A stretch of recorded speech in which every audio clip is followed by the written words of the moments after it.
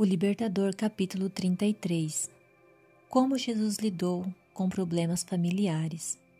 Os filhos de José estavam longe de ter alguma simpatia pelo trabalho que Jesus fazia. Os relatos sobre sua vida e suas atividades os deixavam preocupados. Ouviram falar que ele passava noites inteiras orando, que ficava rodeado de pessoas durante o dia e que não tinha tempo nem para comer. Seus amigos achavam que ele estava se desgastando. Não viam razão para sua atitude em relação aos fariseus. Alguns até temiam que ele pudesse estar ficando mentalmente desequilibrado. Seus irmãos sentiam vividamente a reprovação por causa de seu parentesco com Jesus. Eles ficavam ofendidos e zangados por suas acusações aos fariseus.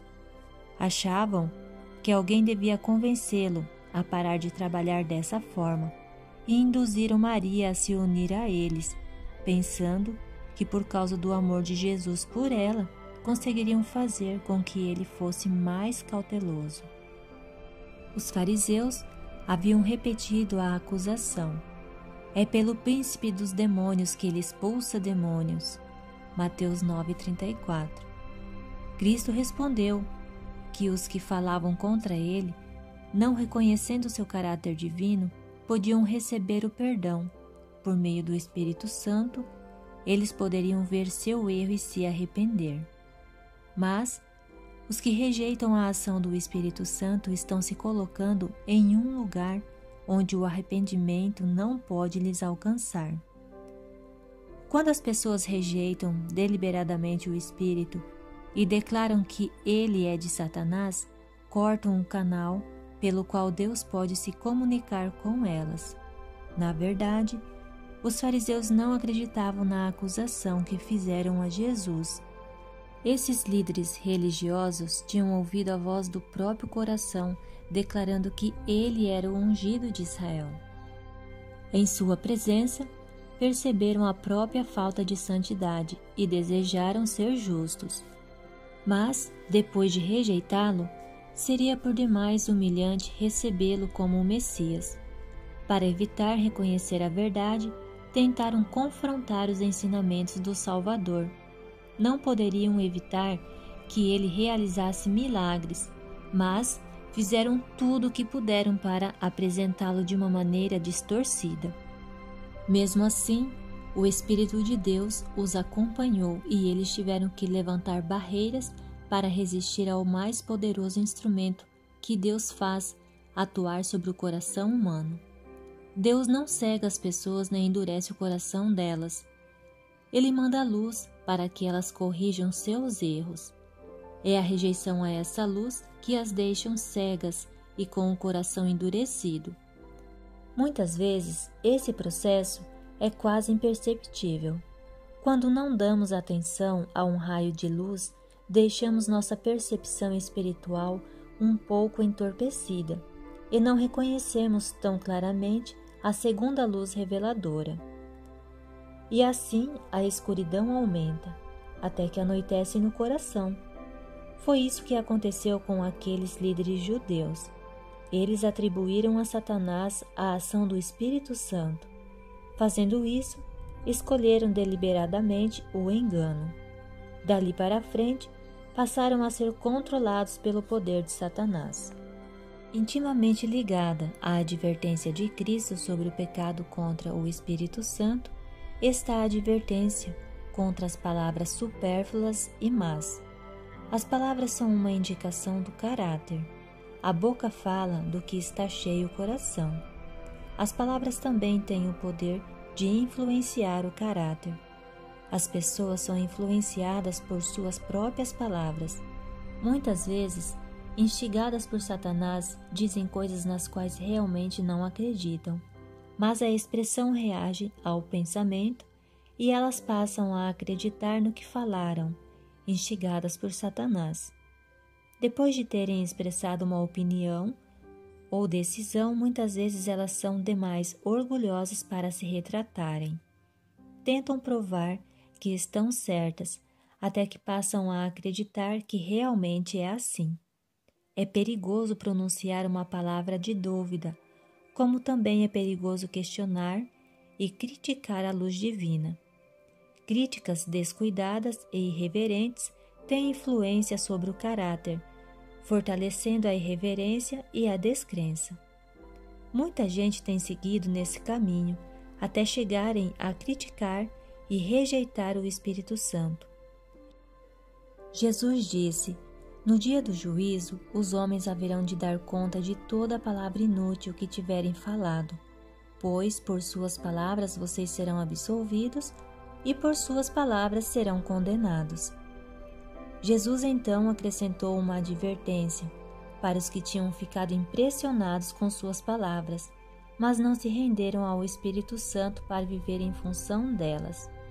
Quando um espírito imundo sai de um homem, passa por lugares áridos procurando descanso. Como não encontra, diz: voltarei para a casa de onde saí. Chegando, encontra a casa desocupada, varrida e em ordem. Então vai e traz consigo outros 7 espíritos piores do que ele, e entrando, passam a viver ali. Mateus 12, versos 43 a 45. Como ocorre hoje, por intermédio da graça de Deus, muitas pessoas no tempo de Cristo também foram libertadas de espíritos maus que as dominavam. Elas se regozijavam no amor de Deus, mas não se entregavam diariamente a Deus para permitir que Cristo morasse no coração.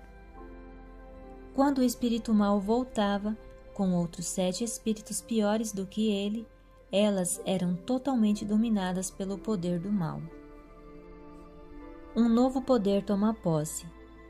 Quando alguém se entrega a Cristo, um novo poder toma posse do coração. Ocorre uma mudança que, por nós mesmos, nunca poderemos realizar. A vida que se entrega a Cristo se torna sua fortaleza, a qual por ele é mantida em meio a um revoltoso mundo. E não é sua intenção permitir que outra autoridade a não ser a sua governe. Uma vida protegida dessa maneira não pode ser vencida pelos ataques de Satanás. A menos que nos entreguemos ao controle de Cristo, o maligno nos dominará. Não é preciso escolher deliberadamente o reino das trevas para estar sob seu governo. Basta negligenciar nossa união com o reino da luz. Se não cooperarmos com os seres celestiais, Satanás fará do coração a sua morada.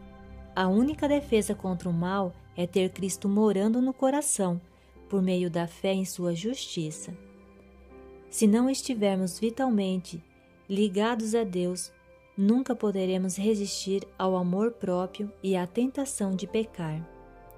Poderemos até abandonar maus hábitos por algum tempo, mas se não nos entregarmos a Cristo a cada momento, mantendo um relacionamento contínuo com Ele, estaremos à mercê do inimigo e, ao final, faremos o que Ele diz. O estado final daquele homem torna-se pior do que o primeiro. Assim acontecerá a esta geração perversa. Não existe ninguém tão endurecido como os que zombam dos convites da misericórdia. A evidência mais comum do pecado contra o Espírito Santo está no persistente desprezo ao convite do céu para o arrependimento. Rejeitando a Cristo, o povo judeu cometeu o pecado imperdoável, recusando o convite da misericórdia. Nós podemos cometer o mesmo erro. Expomos o príncipe da vida à vergonha perante Satanás e perante o universo celestial quando nos recusamos a ouvir seus mensageiros, dando, em vez disso, ouvidos às pessoas que podem atrair nosso coração para longe de Cristo. Enquanto as pessoas fizerem isso, não poderão achar perdão e finalmente perderão todo o desejo de se reconciliar com Deus. Os verdadeiros irmãos de Cristo. Enquanto Jesus ainda estava ensinando, seus discípulos trouxeram a informação de que sua mãe e irmãos estavam do lado de fora e queriam vê-lo. Ele perguntou: "Quem é minha mãe e quem são meus irmãos?" E estendendo a mão para os discípulos, disse: "Aqui estão minha mãe e meus irmãos. Pois quem faz a vontade do meu Pai, que está nos céus, este é meu irmão, minha irmã e minha mãe. Mateus 12, versos 48 a 50. Todos os que recebem a Cristo pela fé ficam unidos com Ele por um laço mais forte do que o das ligações familiares humanas. Como alguém que acreditou e agiu de acordo com suas palavras, a relação da mãe de Jesus com ele era mais próxima no aspecto da salvação dela do que no aspecto do parentesco natural. Seus irmãos não ganhariam nenhum benefício da ligação que tinha com ele, a menos que o aceitassem como salvador pessoal. A descrença deles foi uma parte do amargo cálice de aflição que ele bebeu por nós. A oposição acesa no coração humano contra o Evangelho foi mais dolorosa em seu lar. Seus irmãos achavam que ele precisava de seus conselhos. Pensavam que ele falasse algo que os fariseus pudessem aceitar. Evitaria controvérsias desagradáveis. Achavam também que ele estava mentalmente desequilibrado, ao alegar que tinha autoridade divina. Sabiam que os fariseus estavam procurando uma oportunidade para acusá-lo e achavam que ele já lhes tinha dado. Eles não conseguiram entender a missão que Cristo veio cumprir e, por isso, não puderam demonstrar empatia para com ele em suas provações. As palavras ásperas e sem qualquer apreço que lhes falavam mostravam que eles não tinham uma compreensão verdadeira sobre o seu caráter. Em vez de confortá-lo, a atitude e as palavras deles feriam seu coração.